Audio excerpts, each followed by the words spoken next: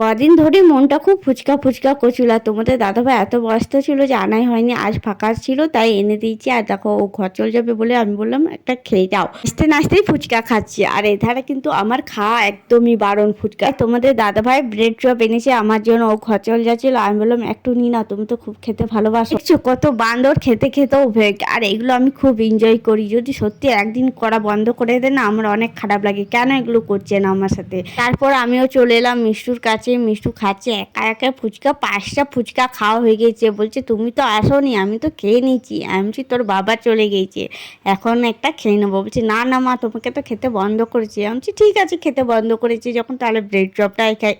কি test! Bread chop আমার খুবই প্রিয়, যখনই তোমাদের দাদা ভাই আসে তখনই খাই। আর এই দেখো তোমাদের দাদা ভাই নিয়ে আর একটা মুখে কপ করে ঢুকিয়ে নিয়েছি, খাবো না বলে কিন্তু খেয়ে নিয়েছি। মিষ্টু বলছে মা আর খেও না, তোমার খেতে বন্ধ, বাবা বলে গেছে, নাহলে আমি বাবাকে বলে দেবো। তো চলো, আমার খুবই ভালো লাগছে। আমাদের ভিডিওটা কেমন লাগলো এখনকার মতো টাটা।